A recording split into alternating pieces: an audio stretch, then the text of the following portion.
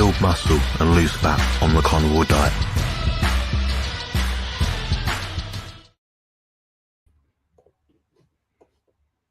That's better. Hello guys, welcome back to Carnivore Muscle Ramblings live Q&A segment number 56. Today I'm joined with Jerome Armstrong from 18 Minute Fitness. I believe I've tagged him in the description below, although I may have completely messed that one up. I don't know, but I'll probably check that later.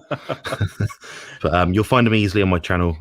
We've collaborated before lots. He's always on my channel on a Monday night, I believe. Done a few other segments together on different topics. So how are you doing today? Doing well, Jonathan. How are you? Not bad, thank you. Not bad. The age is catching up, but I'm still here. It's not the years, it's the mileage. Mileage, experience. That's it. So I wanted to go over today, for those of you that don't know,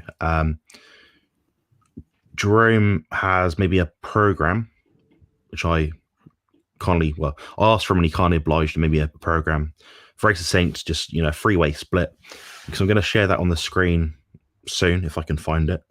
I'm usually pretty organized, so there we go.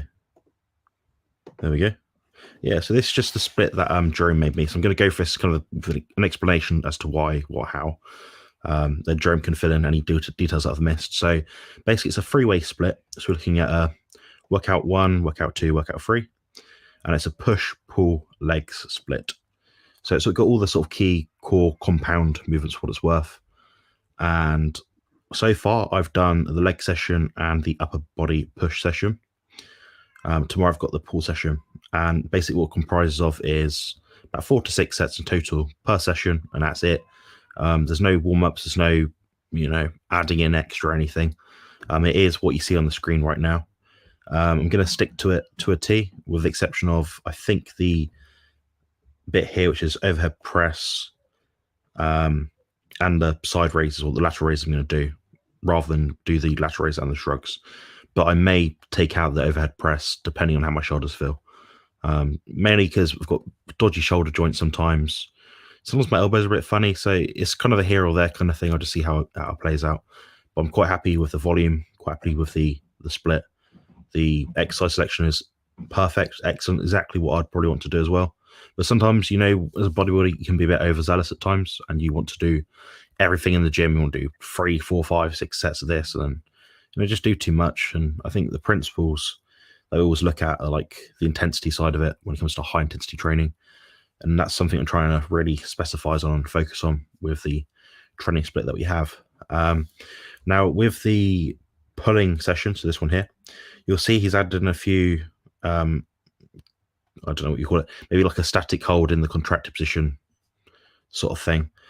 Mainly because my spine still isn't that great. My lower back is okay, but I do get niggles here and there if I'm not particularly safe. So it's just a way of increasing intensity, but reducing the risk of injury. So when you hold a position in a still state, you're less likely to be injured because there's less things to go wrong. It'll also probably add a bit of intensity to it as well, because it's hard to hold a weight in a contracted position, I find. So hopefully it will take away the ego a little bit and just make me more cautious and considerate about what I'm doing in the gym. But Jerome, was there any sort of key points that you'd like to sort of talk about the training split that you put me on? Yeah, I kind of covered it in the top paragraphs, but generally when I look at training, I take things from like a joint health perspective first, and then a muscular size and strength increase as kind of a secondary goal, or cardiovascular performance secondary. But Jonathan, being a bodybuilder, and bodybuilders in general, tend to have the primary focus of wanting a fully developed physique first, and then other things like joint health, cardiovascular conditioning, overall fitness as less important goals.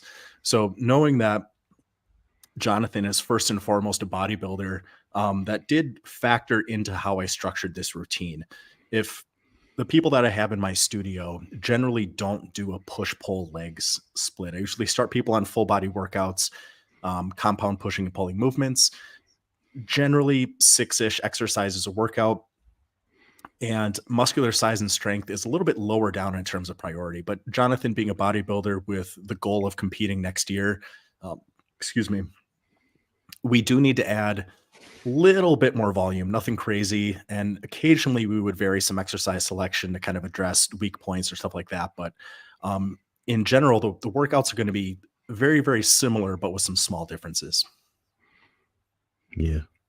Yeah, I like that. And there's a high intensity trainer out there at the moment. I think he won his show recently, and he does something maybe slightly different to me, maybe even lower volume, I think. And he's apparently retained his muscle going into competition. So although, yes, I've trained differently to build this much muscle, in his notes, I won't read through them all, but Jerome has been very succinct. Although this is only 3 paragraphs, this is all I would need to know as a trainer, having known Jerome for quite a while now, to how to put it, to adopt the program, to apply it. So he put in the time to load, so I'm looking at like 45 to 120 seconds. The contracted hold, some positions, 3 to 4 days a week. It's all stuff that makes sense. It's got all the information I need. So if anyone did have any questions about training, I'd definitely look at Jerome's channel.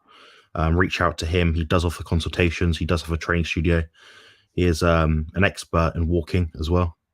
So definitely someone to follow, and follow him on social media as well. He does put out really good content, short form articles that are just packed full of information that apply to everyone, that makes sense in a very simple to understand way, which is really good, because a lot of the time you see these guys, these like masters of certain programs and techniques, and they put something in a big long format kind of content, and you sort of read through it and you think, oh, this is way above my head, it's all jargon. But he does concentrate the information in an easy to understand way, which is excellent. I'm very grateful to have his assistance with this plan. But as you can see, it's got everything I need in it.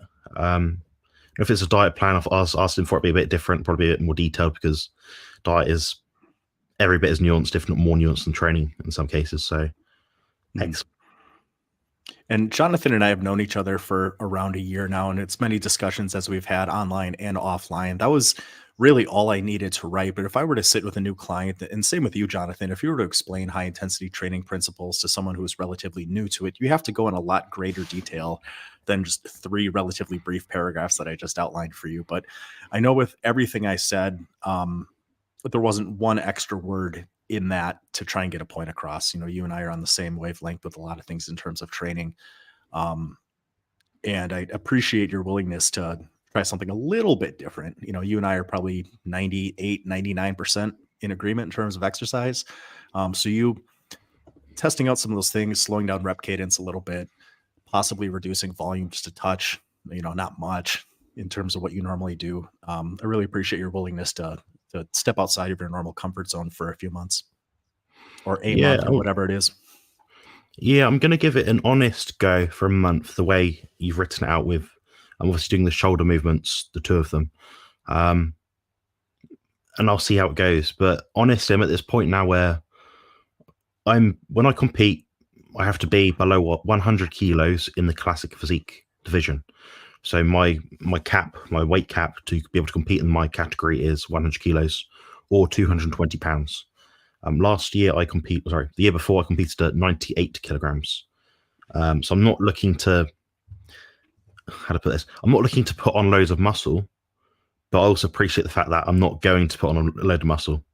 I'm also not going to lose any real appreciable amount of muscle. So simplifying thing, just having, the weights, time to tension, amount of sets, concentrating it all into what you need to do rather than just thinking, oh, I might do this, maybe I'll enjoy doing this. Just it's separating enjoyment from training as opposed to doing what you need to do. But saying that when you actually train these ways, when you actually train 4, 5, 6, 7 sets per workout, you actually enjoy the training more, because you realize I've got half an hour, say, or something like that to do this workout. I've got this much opportunities. I'm going to nail it every time. The margin for error decreases. You're doing less, but you're focusing more. Because I found myself when I'm doing like sets to failure to even like just at least concentric muscular failure, I find that half an hour in, I start to flag a bit. 40 minutes in, I'm moving weight. I can still kind of get close to failure, but I just don't. The focus isn't there. So it's about doing what I need to do, thinking, right, headphones on, concentrate. Luckily the gyms I train at don't really have any mirrors that I can see. So it's just moving the weight, feeling the muscle, and logging it in the logbook. I've actually changed the way I log my workouts now as well, which I might try and find on my drive somewhere if I can. Yes, I found it. Okay, I'll share the screen.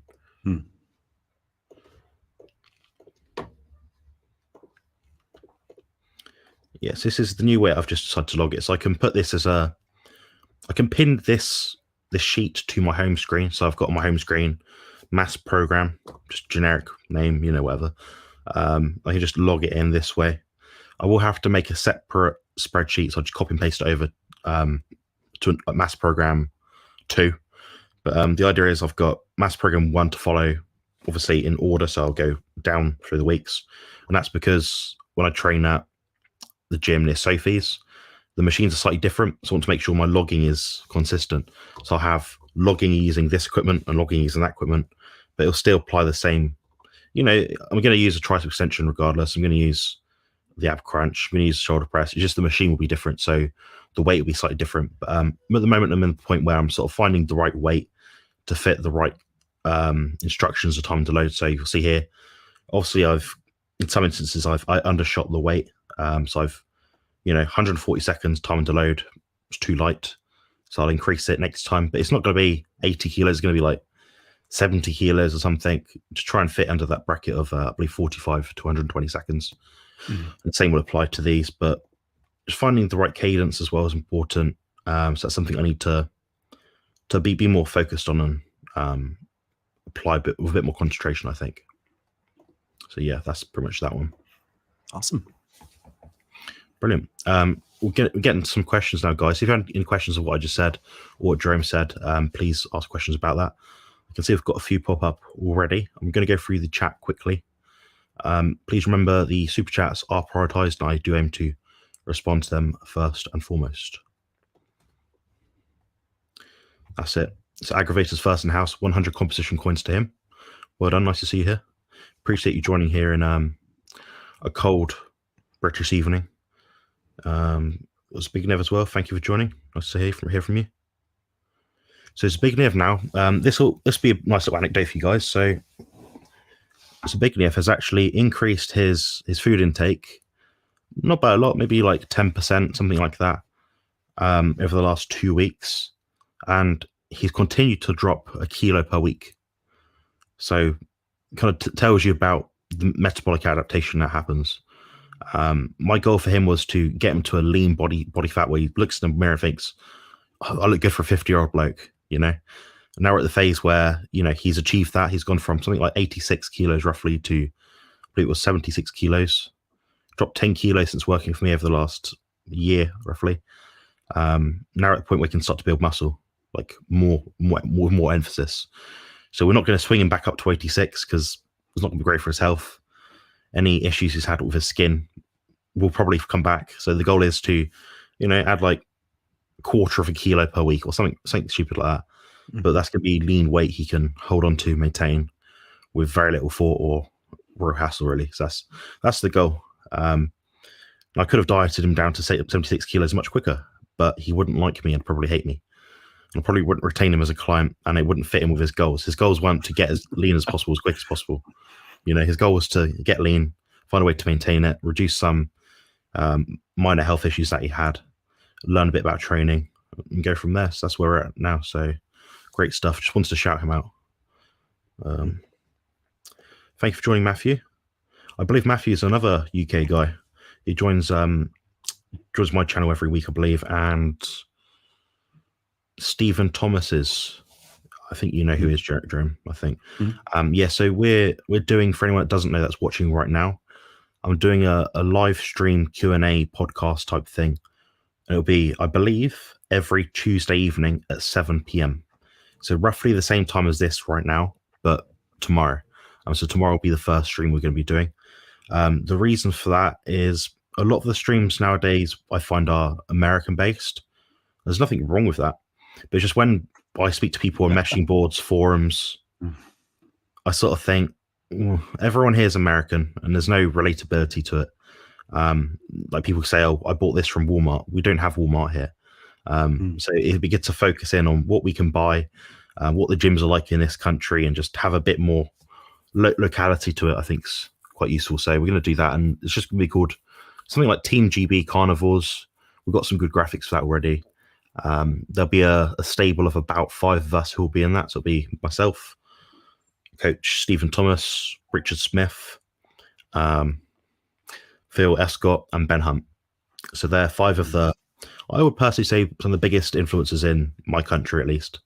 So they've all got a very different background, very, very different background. I'm the baby in the group. I'm about half the age of everyone else, but I'm learning from guys like that, double my age. So it's actually great stuff. I do recommend following their channels as well.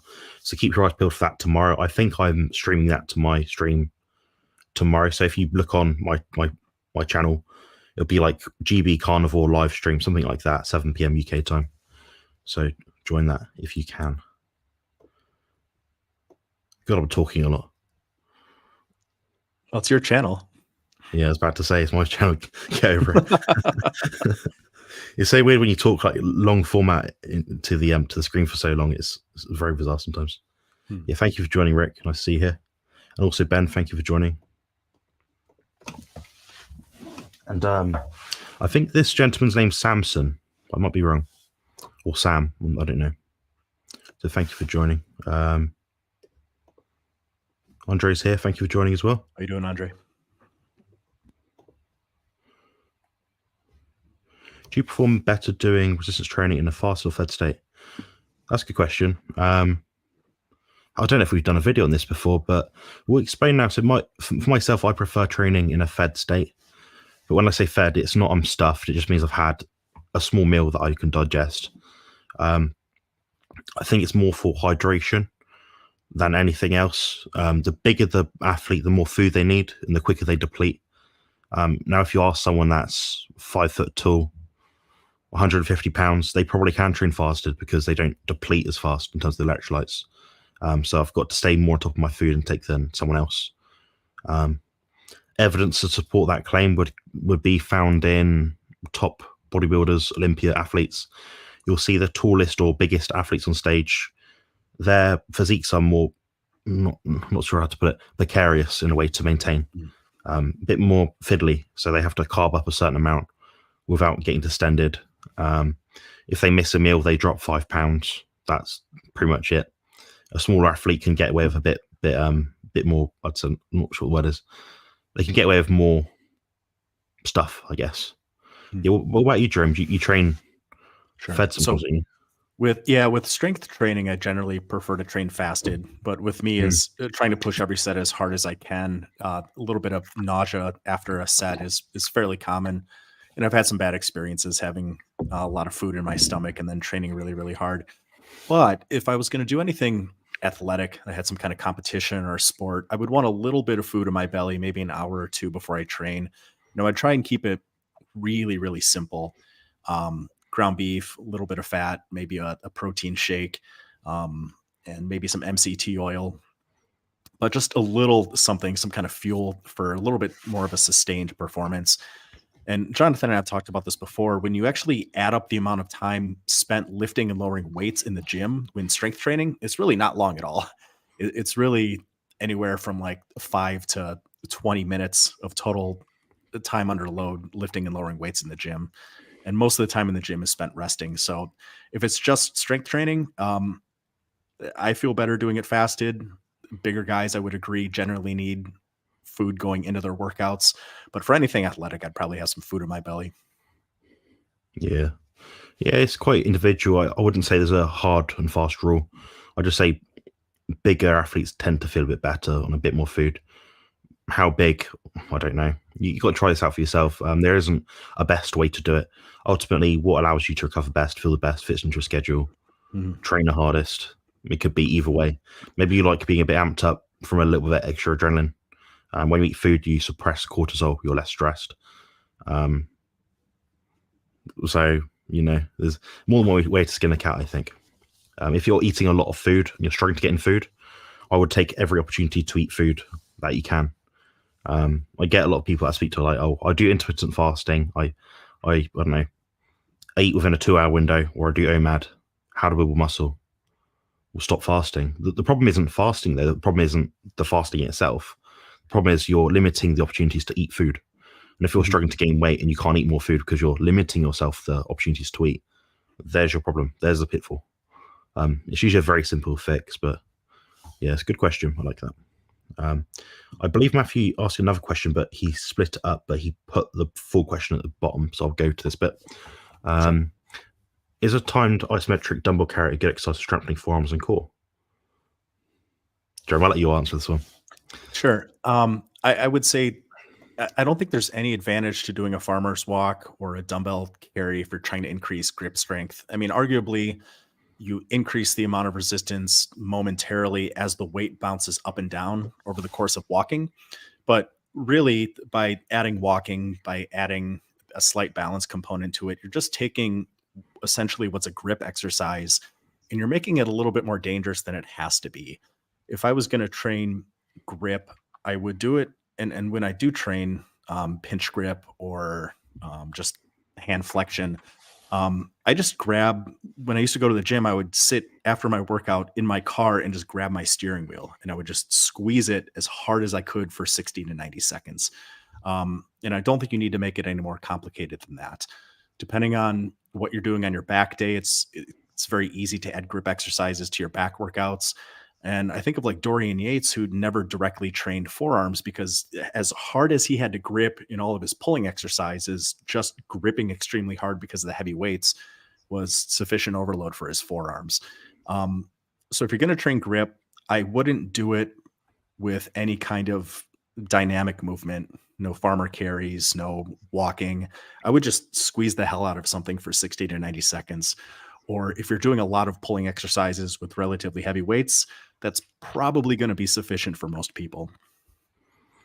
Yeah, I'd completely agree. Ultimately, like if your main goal is to strengthen forearms, you're going to pick a movement that's matching what you're trying to do. Like if you're trying to, I don't know, build forearms, well, yeah, you can do, underhand grip pull downs. You can do a dumbbell curl, cable curl machine. If you want a bit more, you've not managed to reach intensity by that point, you can do a forearm hammer curl. By that point, that's more what you need. You don't need to do 5 6 exercises of forearms. Some people isolate their wrists and things like that. You can do that. Ultimately, it just digs into recovery capacity. If your goal is to be like bloody Popeye, well, yeah, go at it, sort of thing.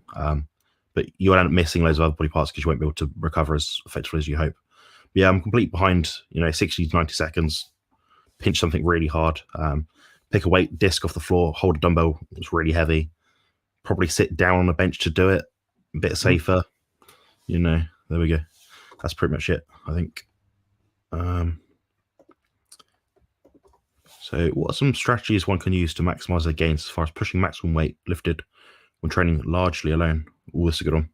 So Jerome and I, for the most part, we both train entirely alone, as though we don't have someone spot us, push us through, whatever. Some things that I've used that have been quite effective are rest pause. And another thing is a static hold. So you'll go to the 3 phases of failure. So you've got, the 3 that I usually talk about anyway. So the concentric, the pushing, the holding, and the lowering. So you try to make each one of them as difficult as possible. So you keep pushing until you can't push anymore. That's probably the weakest form of strength, I'd say, in terms of lifting. Then you've got the hold. Find probably the mid-range would be quite good on, so the middle of the chest press. Hold that. You'll find your arms start to shake. Okay, you can't hold it anymore. You'll find they'll start shaking, but you'll keep going back and back and back. Then just lower it as slowly as you can. So you got the rest pause technique where you lower the weight.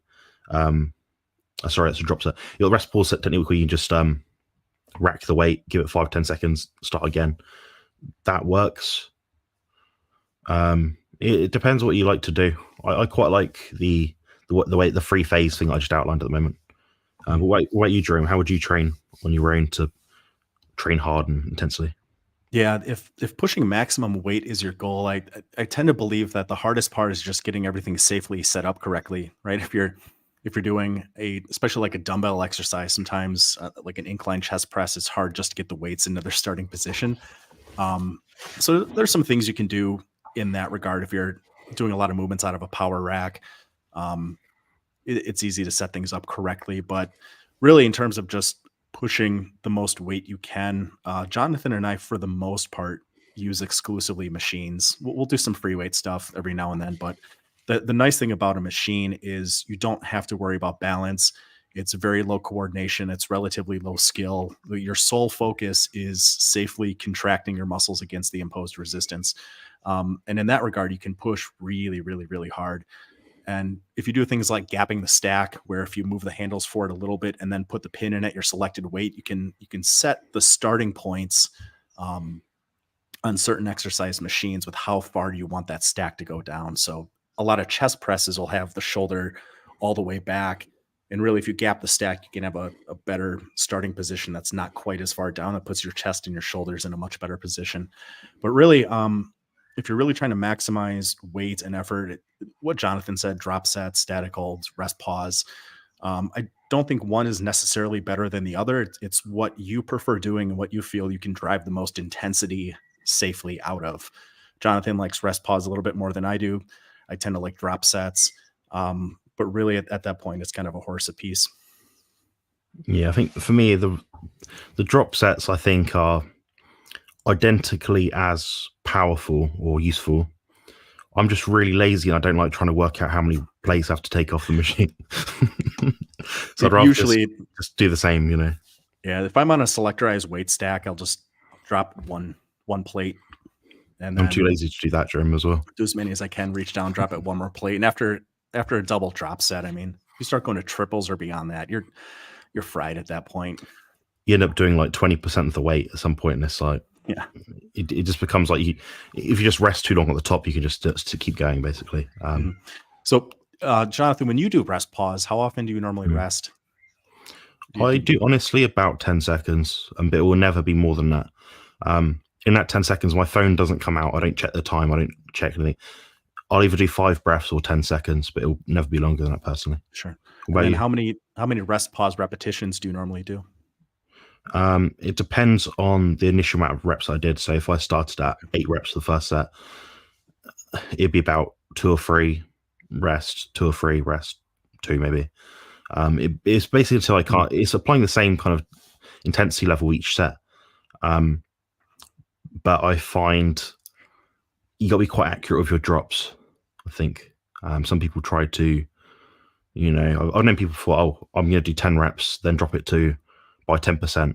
Well, that's probably not enough. I think there's a rough broad guideline of what people should do. Maybe say you're doing 100 kilos, 100%, drop down to 75%, something like that. Maybe about 50, 60, 55%, something like that. Beyond that, it just gets to a point where it probably is just cardio. You can easily overcome the rep limitations that you have just by resting too long in the easy position, basically. Mm-hmm.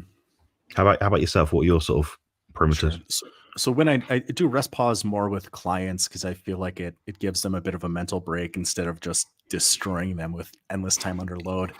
So normally I'll do 5 seconds for the first rest pause repetition, and I'll kind of gauge whether it looked relatively easy or whether they were just brutally struggling. And if they barely complete that one repetition after 5 seconds, I'll give them another 7 or possibly 10 seconds. I don't really take the rest periods longer than 10 seconds.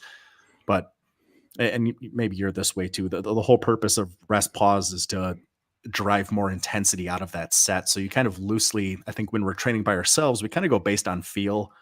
You know, when do I feel like I can fully get out another repetition? And if you're training somebody else, it's all based on how easy or how difficult they made that rest pause repetition look. But usually if I do a rest pause, the very last repetition, I just have them do a negative, which is kind of my fun way to torture people. Yeah, negatives are tough when you do a forced rep and a negative, you're like, oh my God. My brother and I did that recently for quads and the leg extension. It's one of the few movements both me and my brother can actually do where we can train really hard. Yeah, that was tough. I got really bad DOMs. That was awful. Yeah.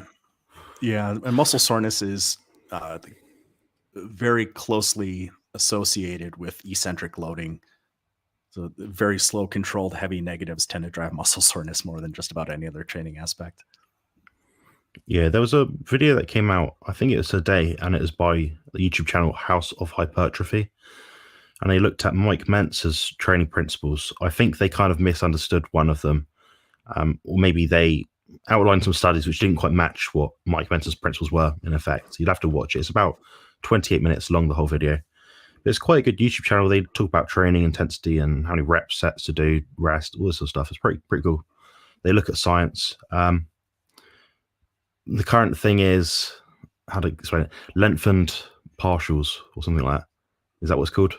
Yeah, lengthened partials. So, you know, in a chest press or a fly, you know, your arms back here sort of thing.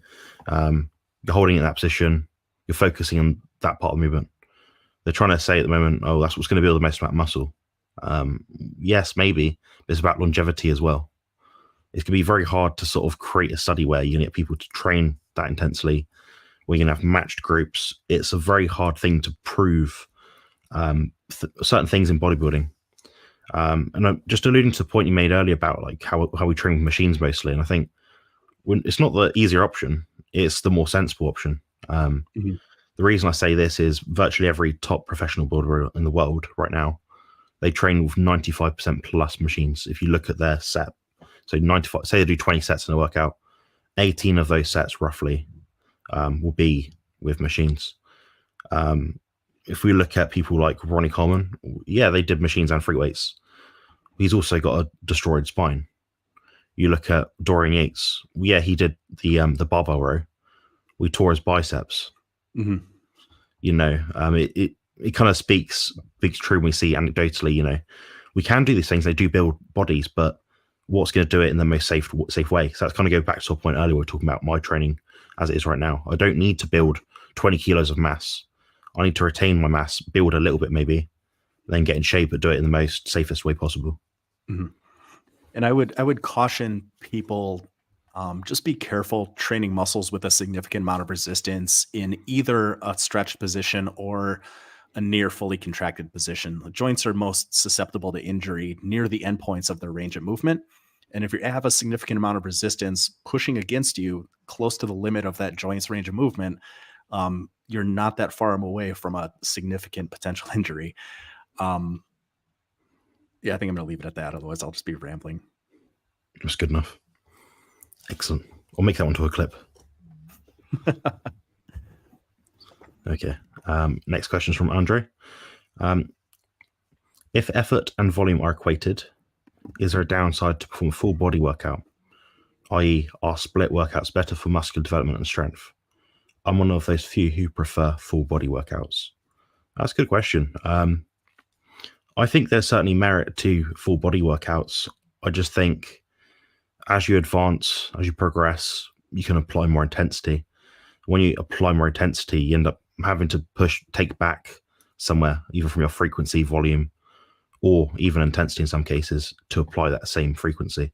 So it depends how your mind is. If your mind is in the state where you can say, I'm going to go 100% balls to walls in a set, and say it's a leg press, chances are you're not going to be doing that 3-4 times a week in full body workout.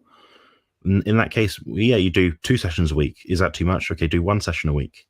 I know some people that Jerome trains, they do 1 session per week and they still progress.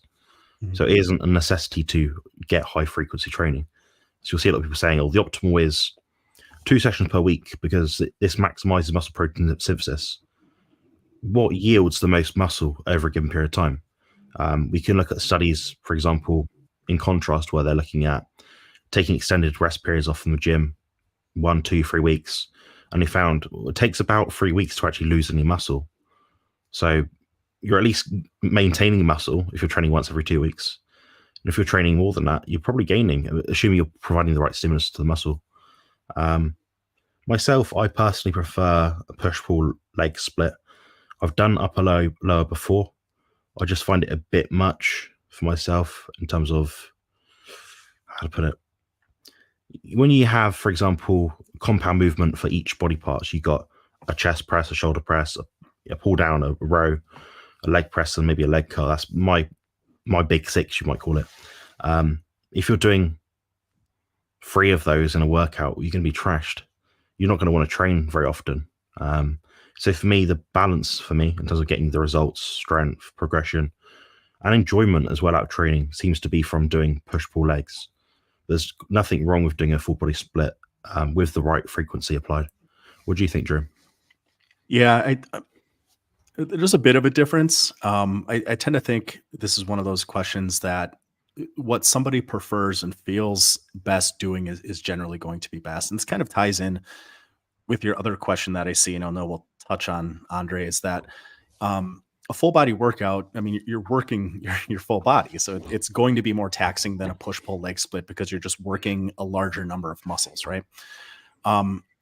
Some people can get away with it. I tend to like full body workouts, but if I do a full body workout, it's got to be brief. It's got to be like a 3-set consolidated routine where I switch movements every workout. Because if I do, the Body by Science big 5 or big 6, push pull, a leg press and a deadlift, I'm going to be roached for like 3-4 days where I'm just going to feel tired, run down, need extra sleep, but want extra food, just cranky. And that affects quality of life. So similar to Jonathan, in general, I tend to prefer either a push-pull leg split because that allows me to have better energy and enjoy doing other things I enjoy doing in my life, or I train like a big 3 to maybe big 5, only like once a week. But there's kind of a quality of life balance that you have to figure out. Some people can get away with a little bit more, but individual tolerance of exercise, not in just terms of like frequency, but also volume, the amount of volume that you do in a single workout, it's somewhat genetically mediated and also influenced by diet. I can't handle 10 to 12 sets in a workout, pushing every single set as hard as I can. I just feel awful for the rest of the day. My tolerance is relatively low. I tend to feel best when I limit my workouts to about 5 total sets of workout. That's a good shout. It's going to be one of those things that you're going to have to play around with yourself and figure out, if you like full body workouts, a big 5 or big 6 is going to be about as good as it gets. And then on occasion, if you want to do something maybe for the long head of your tricep, do an overhead cable extension for your triceps. If you want to bring up your biceps a little bit or your forearms, throw a set of those in occasionally, but you don't have to make it any more complicated than that. Yeah. And for anyone sort of listening to that, what Jerome's saying, he's saying, he's doing 5. He likes to do about 5 sets 3 times per week. Okay, great. There's 15 total sets. The average person watching this may think, oh, maybe he's just a wet wipe. Maybe he's a bit soft. He can't handle it. Watch his sets. And you'll think, well, I don't apply nearly that much intensity. The chances are a lot of people wouldn't. When you actually see his set, you think, no wonder why you can only do 5 sets. If that 5 sets is equivalent, say, in terms of like muscular fatigue, as 20 sets, when he's done it more efficiently, he's actually done it in a smarter way. Less wear and tear on the joint, more focus, more intensity, more stimulus, ultimately. So I'd say it's a good way to go. Myself, I can handle a bit more. I don't know. I've been training for not as long as Jerome, probably. Definitely not as long as Jerome. But it's just something that I find to be individual. There is individual variability. It's a bell curve. You get some people. I think we have a mutual friend. He trains. How many sets is it? Like, old Declan, was it 4 sets or something? Like every week, or I don't know, something like that. He does like 4 or 5 sets a week. It works out as, and that's on that end of the scale. Now I'm probably on the other end of the scale. It's just me. In a way, it's probably more annoying because it means I have to do more to get the same result. But I still enjoy it. I still go to the gym, still train 3 or 4 times a week. I still get good results, and have the physique that I want to have right now. So it works. Ultimately, it comes down to goals and achieving your goals. All these numbers are just arbitrary. It doesn't really mean anything. I do Nick Walker's IFBB Pro leg workout. Okay, if most people did that, they'd end up injured. Too many sets, not enough focus in each set, too fast. Some people have a high resilience and tolerability to injury. Myself, obviously not.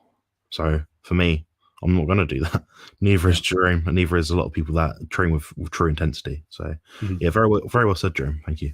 And it's worth pointing out that if you gave the same workout to 100 different people, you're going to get 100 different results, just because everybody's a little bit genetically different. But also, if everyone had Nick Walker's workout, they're not going to push it with the same degree of intensity and focus and concentration and execution in general the way Nick Walker is. He knows his body. He knows how to do those movements to maximize his physique with his goals. So yeah, routine matters, but execution is far more important than the actual specifics about the routine. What I'd like to see one day in the future is like a whole body suit you could wear to the gym, like a compression suit under your clothes, and it measured all your muscular activity. You sort of plug it in. If your pecs, say it's chest day, you work out, you stimulated this much force. You applied this much force, and it done this to your muscle fibers. Did this to your blood. And then you can micromanage everything in your training. I think a lot of people, they did that, and that was possible. They're definitely refined back their training. A lot of people are spinning the wheels doing the same crap, and it's not doing anything. How many people do you guys that are watching this right now go to the gym? Perhaps you've been training for 10 years. You see the same people that are the same. They never get better. They're always doing cardio, hours and hours on the treadmill, 20 sets on their phone the whole time, not applying the effort. They wonder why, I'm eating right, I'm training right. No, the problem is you're probably not. There's something else you're not doing.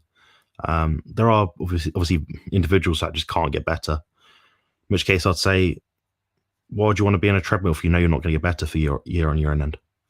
I certainly wouldn't. I'd be wasting my time. It's kind of like the minimal effective dose principle, and I think that does apply to everyone, I'd say. Excellent. Should we get to the next question? I think so. Yeah.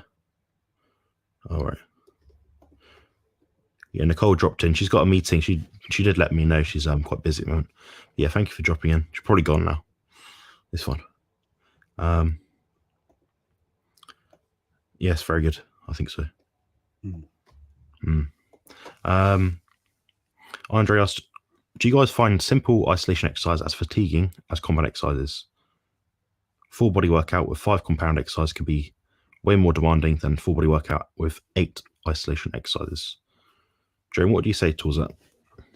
Yeah, I would say yes. And even if you did a full body workout, but you did a big 5 or big 6 versus maybe 12 to 20 exercises in isolation, if you're doing a leg press, you're working the quads, the hamstrings, hip flexors, the calves, all to some extent. And because you're working more muscle groups simultaneously, you're going to drive more lactic acid into the bloodstream.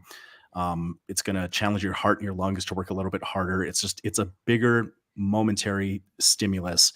And because it's a bigger momentary stimulus, I tend to think systemically over the course of the workout, it's going to be more taxing than if you just did leg extensions, leg curls, calves, hip flexion, torso extension, and did everything in isolation.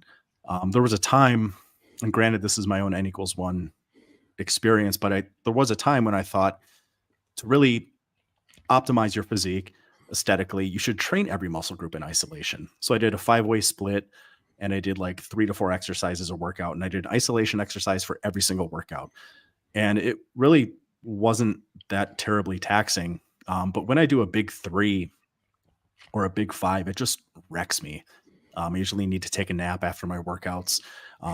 Compound exercises, multi-joint, multi-muscle, with a high degree of intensity, I think people tend to drastically underestimate just how stressful that really is on the system. Yeah, I would agree. In principle and logically speaking, yeah, compound exercise, multi-joints, yeah, it's going to be hard as hell. The only caveat I'd have to that, which sounds a bit strange to most people, is if you're pushing those 8 isolation exercises to a close degree of failure, your heart rate will go up in response to that. So I can do a bicep curl on a machine, and say I go to true, so I do forced reps and negatives.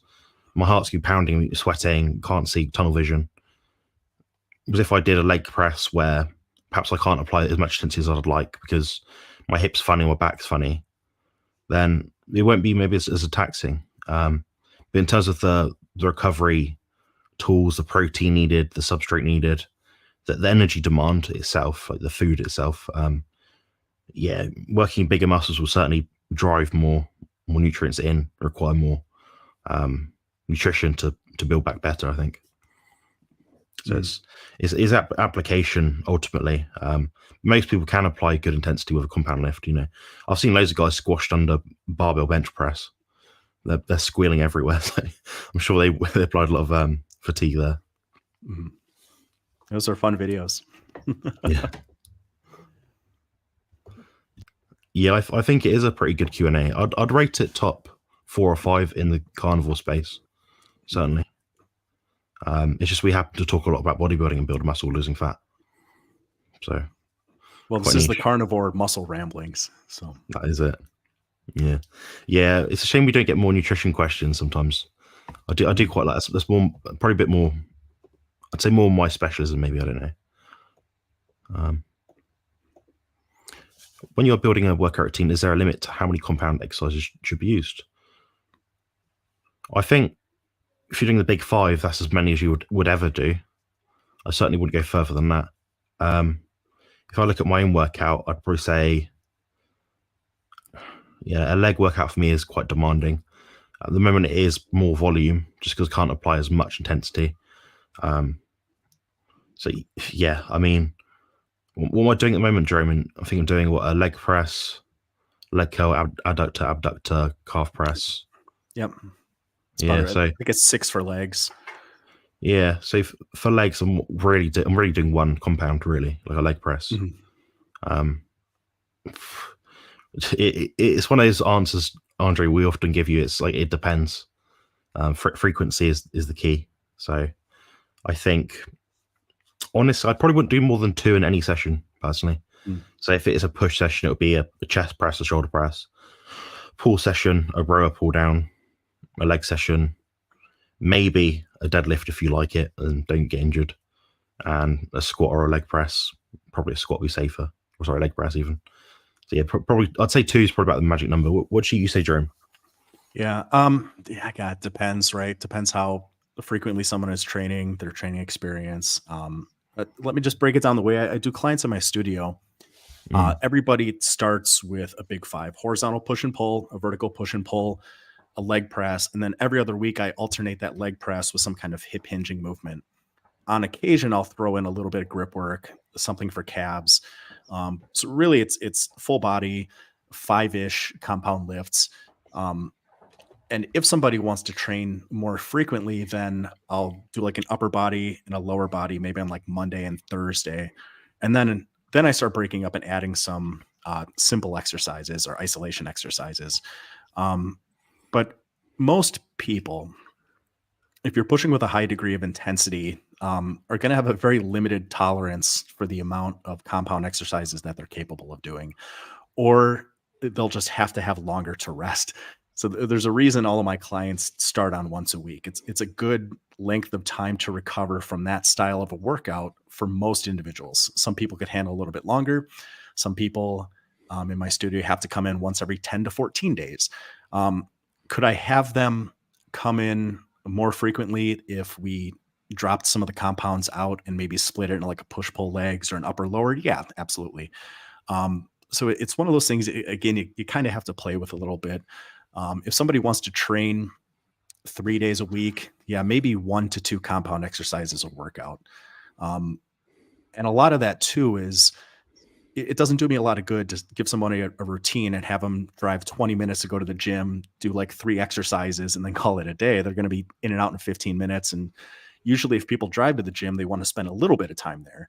So that's why Jonathan is, doing a leg press, leg extensions, leg curls, adduction, and abduction for the hips. We want to make sure we cover everything with him, but we also want it to be worth his time with him going there. It's not just going to be go there, do a leg press, do a set of calves and bounce. Want to make sure it's worth his mental and emotional health too. Yeah, I was looking at the program that you made me. So for those of you who don't remember seeing it on the screen earlier, it was I feel bad now. I think it was a leg curl, leg extension, leg press, calves, adduction, calves, abduction. Yeah. So what I think Jerome did was he put the things that are potentially more painful for me at the end of the workout, so I'll be more fatigued. So with those exercises, the abduction, adduction, I've got a bit of a rest because I've got the calf press that's calf dominant. It doesn't tire my legs out really, just the lower part of my limb. So I actually got a rest there, so then I can get back to the upper thigh part of the glute area and start applying some intensity there.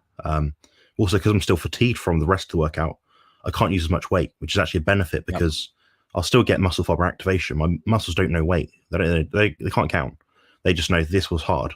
So if I can apply the similar amount of intensity but use less weight, it's going to be infinitely safer, I find.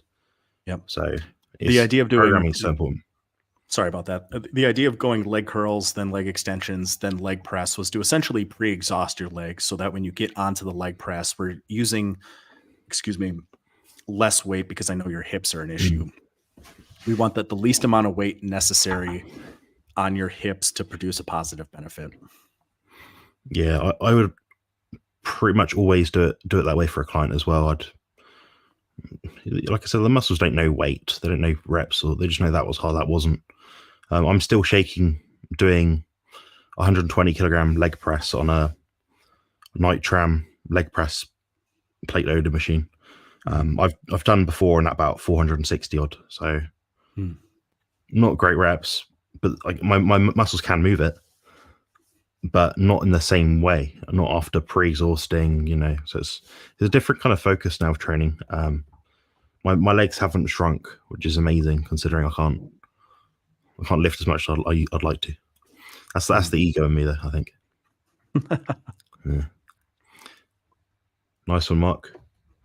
Mark, I think I recognize where your interview was. Was your interview on Dave Mack's channel? Because if it was, I'll have to pop by and watch that. Definitely, I have to add it to my list. Because I've got a new phone, guys, now. My download list has actually disappeared. So I can restart again, so I can actually start to watch videos, because I had a down list of about 200 videos at one point.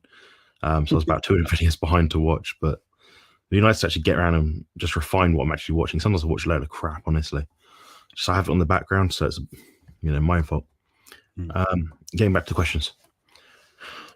Do you both add specific aerobic style exercises, for example, bike, running, hiking, etc., for contest prep? That's a good question. Jerome, what do you do? Yeah, usually the last 4 to 6 weeks, depending on how lean I am or how lean somebody else is, I'll add very high intensity intervals, maybe on a recumbent bike, 15, 20 seconds as hard as somebody can go, and then about a minute or so of just a moderate pace. Just let your heart rate come down a little bit. And then when you hit that 1 minute of relatively easier, then you go all out for 20 seconds. Even with cardio, I tend to think intensity is still key in terms of driving the positive adaptations. But I don't recommend, and I don't do any long duration steady state cardio leading up until a contest. To me, cardio is,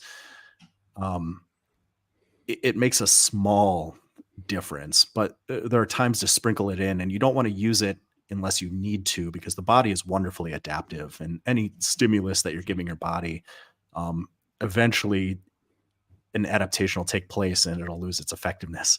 So you want to use it as a tool when you need to get that last little bit of fat off, before getting on stage. And I don't think people should be doing 45 to 60 minutes of cardio or intervals, 20 weeks out from a contest. Let your diet get you to like 8-ish%, and then use a little bit of cardio in that last 4 to 6 weeks to just get really razor sharp. Yeah, that's my theory as well. I think the same. My last contest prep, very anecdotal, very nuanced. So I was getting very bad back pain then, and I started 10 months out. I shredded 4% body fat in 2 months. My cardio was walking the dog. So I'd go out twice a day, walk the dog 20 to 30 minutes. I wasn't brisk walking. It was just walking. It's just moving. So I was timing my walk. Like I was knowing, I'd do about 20, 30 minutes, whatever. I wasn't counting steps or anything like that. The diet was the main driver. It's probably counts like 85% of your fat loss results would be from the diet. And I think with a lot of people, they try to push too hard, everything at once. The more levers you pull, the quicker you get results. Also, the quicker you plateau. Like Jerome said, your body will adapt to that. Your metabolic rate will actually lower if you're pulling all the levers at once. So you're doing sprints, you're doing high intensity training, short rests, drop sets, supersets, I don't know, steady state cardio, and no food, like 50% food intake, you'll lose fat fast, but you'll plateau even faster. So for me, it wasn't until I'd say about month 6 out of 8 or 9, I actually started to do deliberate cardio. The reason being was because my body started to fight back, and I wanted to increase my food intake because I was in such a food deficit for such a long time. Now, my food deficit wasn't steep. My lowest point of food intake over that 9-month period was about, if you looked at calories, 3,600 per day. So that equated to 50 to 100 grams of carbs from dairy a day, something like that. That's a lot of dairy. So it was a lot of Greek yogurt, just a ridiculous amount. Whey protein, the protein was like 550 a day. Fat was about 150 at its lowest. So it's a very protein centric diet. So that's where a lot of the calories would have come from. But what I found was I had to start adding in cardio because my body has slowed down so much. So I did it incrementally, like minimal effective dose sort of principle. So I started on 10 minutes, elliptical trainer. So that, the slow one, a bit like a cross trainer, but a bit less intense, I think. Whatever intensity it was, I'd increase that. Okay, increase it again next week, just to get the same stimulus, the fat loss stimulus. I found if I didn't do that, the weight wouldn't start going down. With myself, when I get into shape, I do chase low weights. A lot of builders will say, oh, I've lost too much weight, I need to eat more food. I try to chase the weight down. My problem isn't being big enough. On stage, I'm usually one of the biggest people on stage, so I just try to be light. If the weight goes down, the chances are the fat loss is going to be there. And if we're using very powerful creatine supplementation, you're not going to lose a lot of muscle. It just doesn't really happen, not to me anyway. So then from there, a few weeks of that, okay, I'm not getting much benefit anymore. The weight's not really going down much. Rather than push diet lower, I didn't want to push diet there at that point. What I did was I changed the cardio equipment. So I went for a slight incline walk, started at 2%, 3%, 4%, 5%, 6, 7, 8, 9, 10. Then I'd increase, each time, maybe 4 or 5 minutes every few weeks. So it was the same as training, but I was just increasing the difficulty level. And by the time I think I finished, I was up to about 30 minutes, 4 times per week, 4 or 5 times per week on 10% incline walk. I wasn't sprinting. I didn't do sprint. I couldn't do sprint. My body wouldn't let me. But that's something I would have been doing. So if I had better joint health, back health, I would have been sprinting on off days, 2-to-1 ratio, 60-second walk, rest, what have you, 30-second sprint on a bike or on a treadmill, maybe, probably not. But, so, that's how I did it. And it was effective. It did work. It did get me in shape. But that was only because I had to add it in. It wasn't because it was a necessity. But hopefully that should be useful anyway. So I'm going to give you a background of how, why, what instance. But the diet is the main driver. But I think there is a fine definite limit where you have to stop cutting the food. I've got guidelines in my head of how low I let someone's food intake go. And the food intake, in terms of grams, if you're wondering, if you count macros, the lowest I've got anyone was about 110 protein and 100 fat in terms of grams.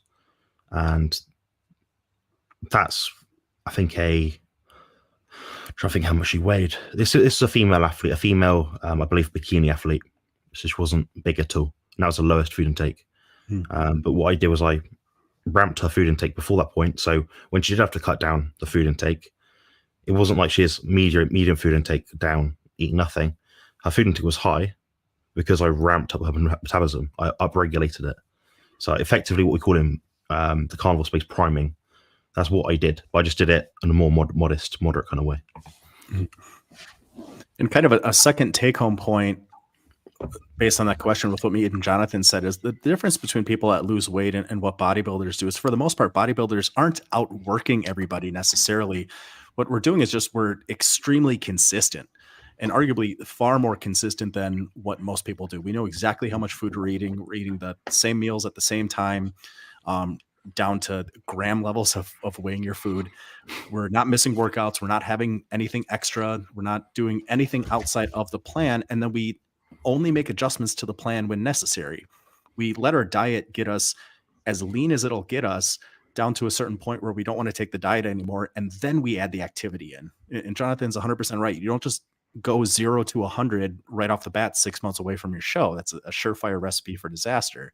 And I think that's the mindset that a lot of people have when they're trying to make significant changes to their physique is I have to do my 30 to 60 minutes of cardio a day. I have to go to the gym 5 days a week. I have to follow a 1,200 calorie diet. And if you try and do all of those things at once, you're just setting yourself up for failure. When if you had just followed a reasoned, principled approach of trying to eat as much food as possible while still moving in the direction that you want to go, then you can slowly make adjustments over time and see how your body reacts. Because you can always take things to a higher level. But if you just throw everything, 100% right off the bat, like nobody has the willpower to stick to that long term. Yeah, an example of that is a client I took on very recently. Now, I reduced his food intake. He basically just said to me, look, I want to compete next year. I'm going to buy 6 months upfront coaching. What do? So I've got him on a ketogenic carnivore diet approach and no cardio. The plan is essentially I'm dropping him from about 18% body fat to about 14, 15%, roughly, give or take.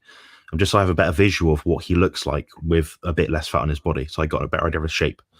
A simple training program, 4 sessions a week, no cardio, no extra steps, nothing complicated. He doesn't have to calculate anything. He has to follow the plan, the food list sort of thing. Then default to the macro intake if he's out. So he's got plan A, plan B, not abrasive, not too much thought process, for easy to follow. And he's asking about cardio. Should I do cardio on off days and abs? I said, no. Your food deficit is about 20 to 25% of what you're eating prior to this. Mm-hmm. So that should be significant. Now, with that much of a food deficit, I'm not holding that deficit for, say, 2 months. I'm not going to crash his metabolism, because you can do that. You can slow someone's metabolism.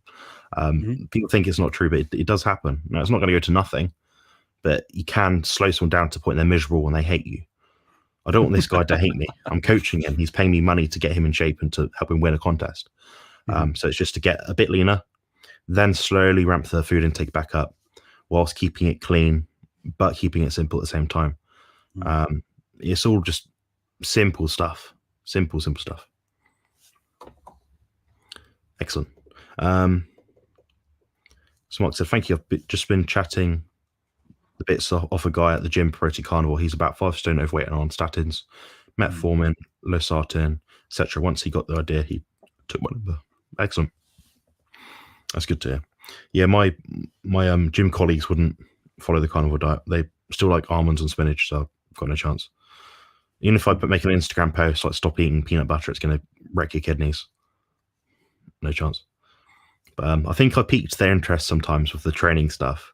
Like I posted my training log and they're like, oh, you don't do much, do you? I'm like, no. But it gets people thinking. It gets people asking questions. So that's the main thing. Just to plant the seed, I think, sometimes. Excellent.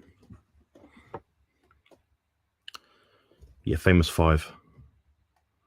Yeah, I wouldn't say I'm famous, but it's not much to go by when the population of this country is like 68 million, and there's like 5 people on YouTube that are carnivores. So it's not a great what's the word? Celebration. Alicia's in the house. Thank you for joining. I think we covered that one. Oh, yeah. Thank you. Our pleasure. Dave Mack. Yeah, I'll have to check that one out. I'll put it in my save list later. I'll leave a comment on the video. Mark, if you want any suggestions or help with your channel, like what do I do? Where do I start? Just send me a message. I'll be able to help you out a little bit. I don't want people to go through the same experience I had, which was hell, not knowing what to do. If you've got a bit of money spare, you can build up a very good, successful channel quite easily, I think. So yeah, in hindsight, I would have waited a little bit and just had a bit more money. Do you use dumbbells for your lateral raise or machine? Jerome and I use a machine because our gyms have a machine.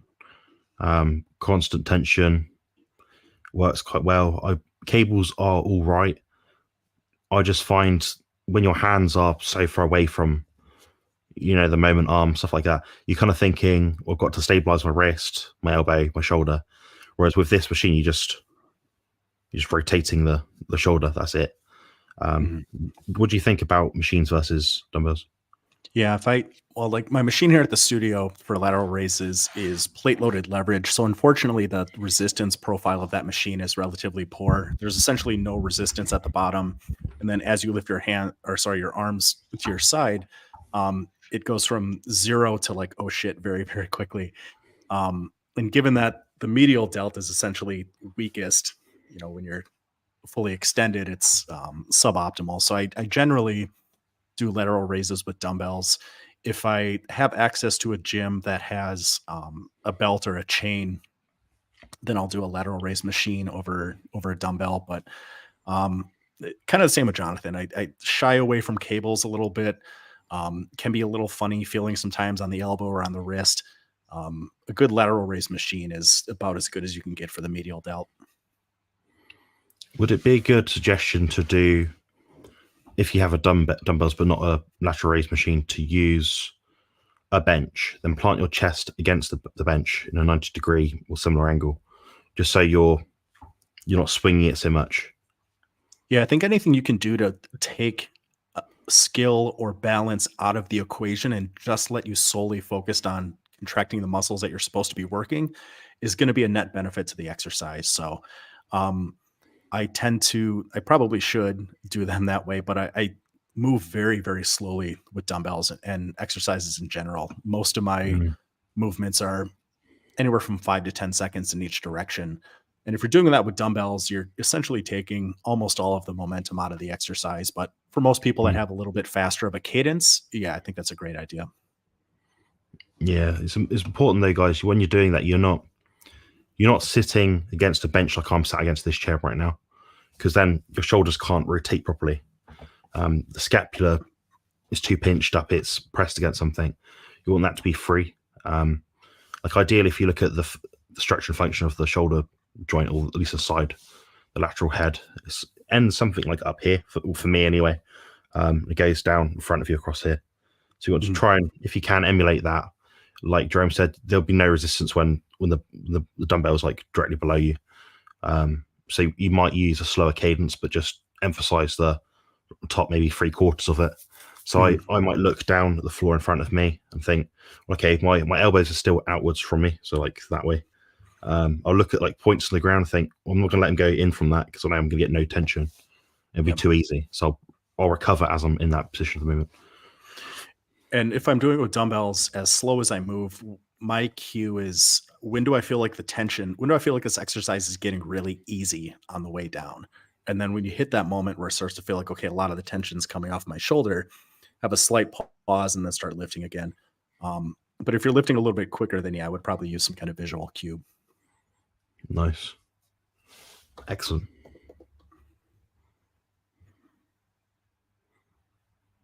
Excellent. Hey, Mike, what's good? Mike's picking up subscribers recently. I've been watching his channel. Awesome. He's going to beat you soon.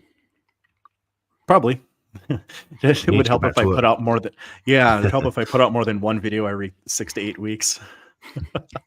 Yeah. I think some people have like a lot of ideas. So we've discussed before, like you've got all these ideas for videos. I'm like, well, that's a great idea. That's a great idea. I might pinch this myself. I did the last time on a little bit of text you put on Facebook. So literally word for word what Jerome wrote on Facebook, I just copied and made a video out of. Well, being completely unbiased, it was an excellent Facebook post. It was a good Facebook post. Yeah, I agreed with everything in it. I was like, that's complete. I understand this. I thought, why not? Anyway, but yeah, that was a good video. That's about counting calories. I think I've got one more in that bit to come out. And for those who don't know, I interviewed Harry Spanos Sunday. I think like yesterday, I guess. We spent about 4 hours talking about calories and carbohydrates on the carnivore diet. We looked at quite a few studies, a few mechanisms, a few anecdotes. And kind of worked out we shouldn't really count calories, funny enough, and we shouldn't really eat carbohydrates, funny enough. So What surprise? I was joking around with Jonathan offline that he and I are going to have to keep making videos about counting calories till we're dead. Every couple of months, we'll have to just do another video on counting calories and how it's less efficient than counting macros. And that's fine. That'll be this hill that we die on, trying to shoot the sacred cow. So you don't think we'll be told to go screw ourselves, or that we're being pedantic? Oh, I'm sure we'll get that quite a bit, but you just ignore it and move on. Just keep doing it. Yeah, I think people genuinely do think we're being pedantic. They think like we're trying to just piss people off. But the thing is, if people did it, if people counted calories and everyone dropped 500 calories per day every week and they dropped a pound every week consistently, fair enough. It works, I guess. It's not great, but it works. Like at the end of the day, we're talking about results. We're not talking about what's accurate. At the end of the day, people want a result. What gets people results? I have not seen that happen. My last competition, 3,600 calories. My competition before that, 2,600 or 2,800 calories. And I was doing an hour to an hour and a half cardio a day. Just to get in shape. So how does that equate? It doesn't match. It doesn't work out. I don't know. Well, and I pointed it out and you covered it too. As much as people, and us included, break down all of the nuances about exercise and execution and form and everything that goes into exercise, given how diet is significantly more important in terms of long-term body composition, why do we not take the same degree of specificity and precision and apply it towards diet? If we know that there's a better way than counting calories, one that is significantly more accurate, then we have an ethical obligation to ourselves and to our clients to follow that model. And the fact that so many people in the health and fitness industry just say, well, we know it's not accurate, but it's good enough, is it's almost criminal to me. I find that to be a really unethical response. Yeah, I mean, this goes back to when I think I was doing my sports science certification in college, whatever, and we're looking at the role of a coach. And I was like, well, coach is someone, directs you what to do. They create a plan for you, maybe a diet or something. They teach you a skill. One of the first things I said was they teach you. Teach. So if a client is not taught, they don't understand something, or they use a suboptimal method, perhaps they play football, soccer, and they toe punt the ball. Well, that's not a good skill. It's not the best way to pass a football. You teach them to kick for the side of the foot. That's how you pass a football. The same thing applies to nutrition science. You wouldn't say, I don't know, just hit your protein macro and everything else will fall into place. Well, no, I know people that legit eat like 500 grams of protein per day from meat and they don't lose weight, or you lose fat. And I'm like, no wonder why. Because that 500 grams of protein per day is accompanied with 300, 400, 500, 600 grams of fat. People do eat that much. I've met 2 people like that. So yeah, you've got to have the right measurement. Being precise does count for something. It does help. If you, I think I said in that video, if you've got more components to look at, of course it's going to be more effective. Calories aside, protein, carbs, fats, they're going to do something different in your body versus just hitting a calorie arbitrary amount. What do I know? I don't know. I'm just some moron on the internet. I'm some. What do they call me? Well, they didn't call me, but they said someone. What do they say? What do they say, Jerome? Is like some autistic person that has no emotion or something like that. I can't phrase exactly how they did. Sure. It is very, very bizarre the way they worded it. I was like, well, it's got nothing to do with it. Like, why do you have to bring in someone's psychology into why they think something's better than something else? I don't know. Weird. Yes. Jerome, what do you think? Should we wrap up the chat, or should we have a ramble? It feels like a good place to wrap it up here. We've gone for an hour and 15 minutes. It's pretty good length. Yeah, you probably need a wee as well. So At my age, yeah. All right. Well, until next time, guys, thank you very much for joining. We'll be live next week, I believe, if I'm not asleep. And check out my live stream tomorrow. It'll also be streaming on Coach Stephen Thomas's channel on YouTube, 7 p.m. UK time.